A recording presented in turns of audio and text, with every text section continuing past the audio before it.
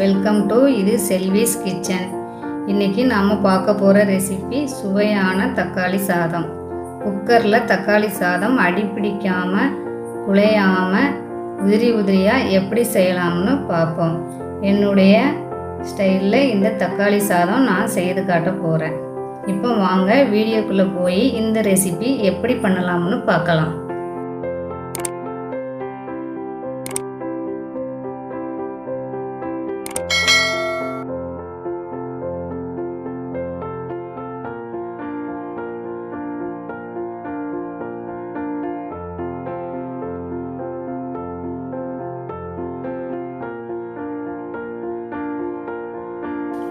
ஒரு குக்கரை ஸ்டவ்வில் வச்சுக்கலாம். ஸ்டவ் ஆன் பண்ணிக்கலாம். குக்கர் ஹீட் ஆன உடனே 5 tablespoon sunflower oil add பண்ணிக்கலாம்.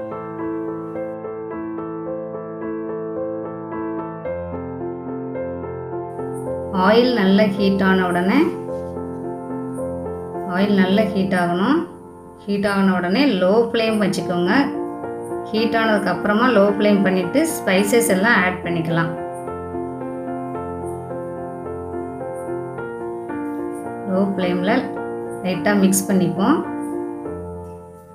பாருங்கள், நல்லா பொரிஞ்சு வருது.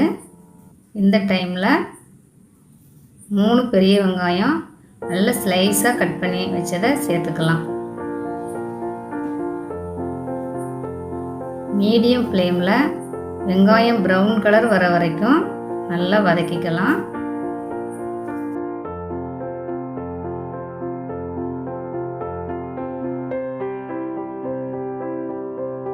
பாருங்கள், வெங்காயம் நல்ல ப்ரௌன் கலர் ஆயிடுச்சு. இப்போ 2 டீஸ்பூன் இஞ்சி பூண்டு பேஸ்ட் சேர்த்து லோ ஃப்ளேமில் ரா ஸ்மெல் போகிற வரைக்கும் நல்லா வதக்கிக்கலாம். ஒரு 2 நிமிஷமாவது வதக்கினா தான் அந்த ரா ஸ்மெல் எல்லாம் போகும். இஞ்சி பூண்டு போடும்போது லோ ஃப்ளேம் வச்சுக்கோங்க. 2 பச்சை மிளகாய் கீரி போட்டுக்கலாம்.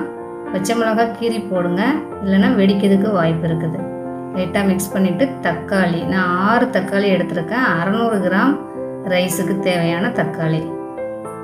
கொஞ்சம் கல் உப்பு தக்காளி வதங்கிறதுக்கு சேர்த்துக்கலாம். மீடியம் ஹீட்டில் தக்காளி நல்லா மசிகிற வரைக்கும் வதக்கிக்கலாம்.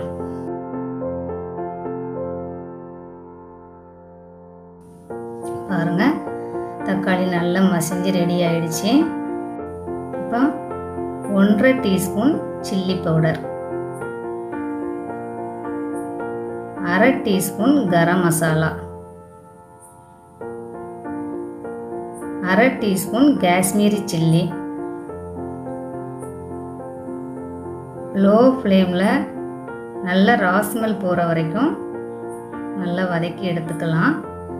இந்த காஷ்மீரி சில்லி நான் கலருக்காக மட்டும்தான் சேர்த்துருக்கேன், காரத்துக்காக அல்ல. உங்கள்கிட்ட காஷ்மீரி சில்லி இல்லைன்னா வெறும் சில்லி பவுடர் ஆட் பண்ணிக்கலாம். பாருங்கள், நல்லா ஆயிலெல்லாம் பிரிஞ்சு வந்துருச்சு. இந்த டைமில் நம்ம பொடியாக கட் பண்ணி வச்சுருக்கிற மல்லித்தலை 1/2 கப்பு சேர்த்துக்கலாம்.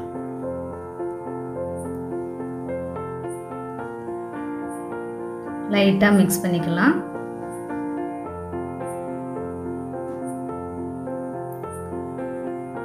மிக்ஸ் பண்ணிவிட்டு இப்போ நம்ம அரிசி ஆட் பண்ண போகிறோம். இது நார்மலாக நம்ம ரெகுலராக சாப்பாட்டுக்கு யூஸ் பண்ணுற பொன்னி ரைஸு. நல்லா கழுவிட்டு 1/2 மணி நேரம் ஊற வச்சு எடுத்து வச்சுருக்கேன். அரிசியை ஆட் பண்ணிக்கலாம்.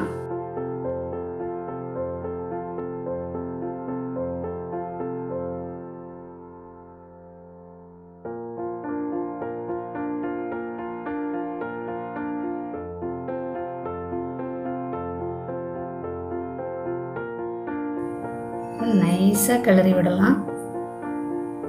ரொம்ப கிளற வேண்டாம், நைஸாக கிளறணும். அரிசி உடையாத அளவுக்கு நைஸாக கிளறி விட்டுக்கோங்க.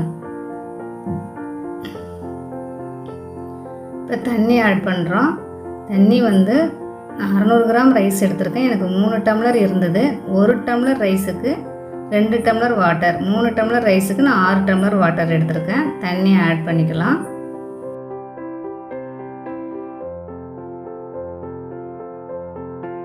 இப்போ ஏற்கனவே தக்காளியில் கொஞ்சம் உப்பு சேர்த்துருக்குறோம், அதனால் பார்த்து உப்பு எடுத்து சேர்த்துக்கோங்க. அரிசி உடையாத அளவுக்கு நைஸாக மிக்ஸ் பண்ணிக்கலாம்.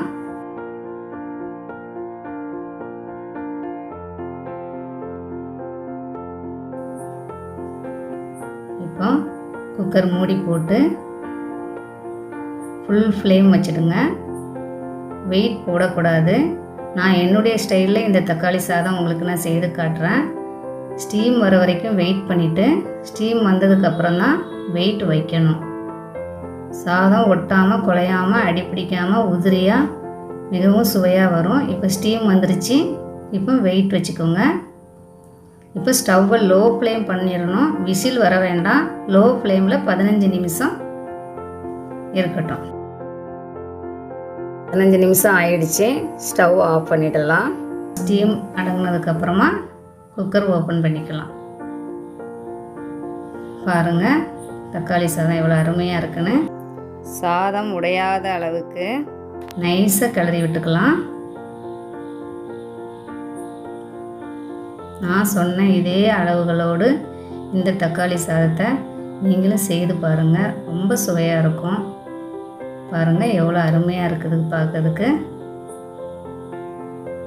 என்னுடைய இந்த ரெசிபி உங்களுக்கு பிடிச்சிருந்தா லைக் பண்ணுங்கள், கமெண்ட் பண்ணுங்கள், ஷேர் பண்ணுங்கள். இது செல்வி கிச்சனுக்கு மறக்காமல் சப்ஸ்கிரைப் பண்ணுங்கள். அப்படியே பெல் பட்டனை டச் பண்ணி ஆல்ன்ற ஆப்ஷனை கிளிக் பண்ணிக்கோங்க. அடுத்தடுத்து போடுற வீடியோ உங்களுக்கு வந்து சேரும். மீண்டும் ஒரு சுவையான ரெசிபியோடு அடுத்த வீடியோவில் உங்களை சந்திக்கிறேன். தேங்க்ஸ் ஃபார் வாட்சிங். பாய்.